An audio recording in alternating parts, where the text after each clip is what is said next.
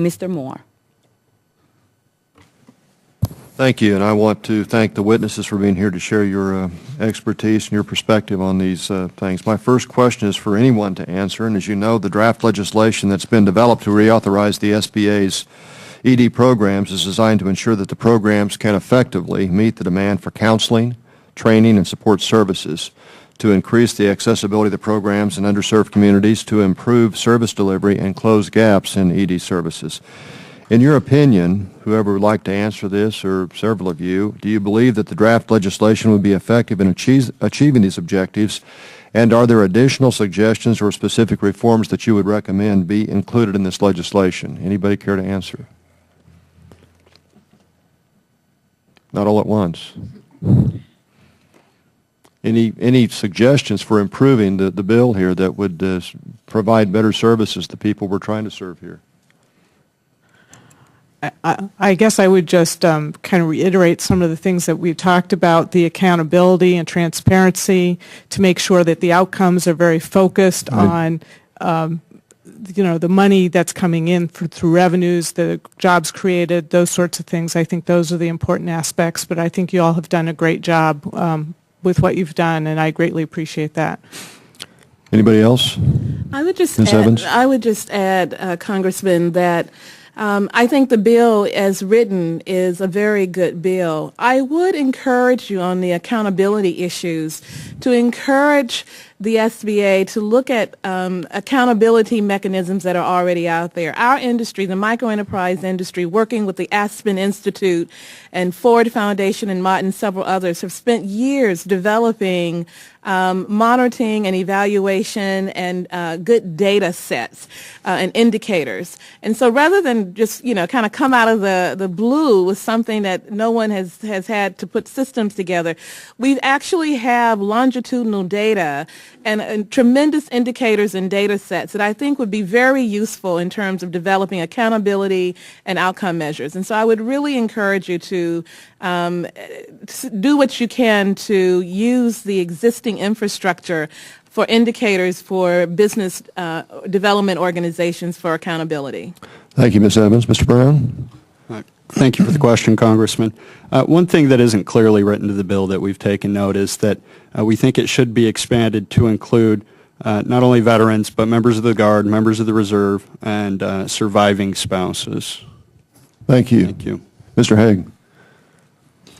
A specific area that I think needs to be beefed up a little bit is the whole green aspect. Small business is about 50% of the economy of this country. And when you look at the resources that are available to small businesses, not just in business startups and job creation, but also in the area of energy conservation, there are tremendous opportunities. It's been shown that we waste about 30% of the energy that we use, and with some very simple things, which may just include maintenance. We've got a program that we've put together called on-bill financing, which is a program that takes a business, has an audit, and the utility company then provides the money to do the retrofit. And we've done very successful work with United Illuminating back in Connecticut. Small Business California has implemented a program in California.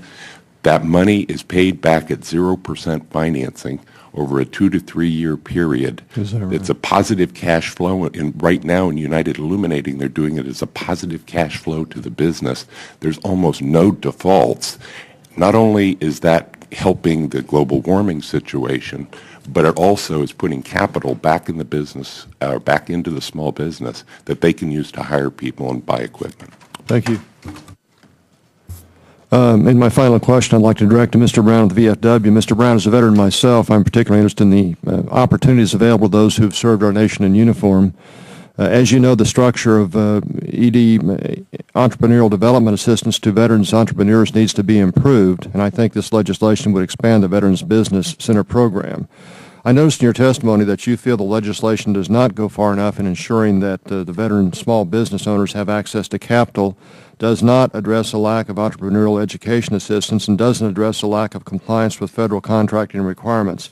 Can you go into a little more detail on how those could be addressed if you think they could? Thank you for the question.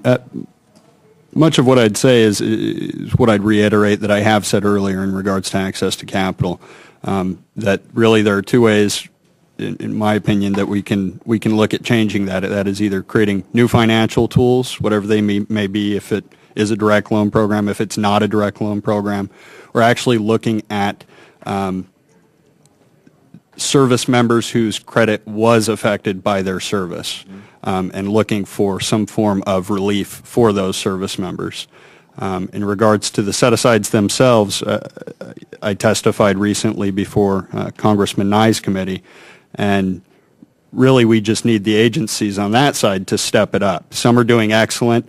DOD particularly is not, and others are egregiously failing that mandate. I mean, it's been 10 years since we passed 10650, Public Law 10650, and we're not even halfway there. We're not even at 1.5%.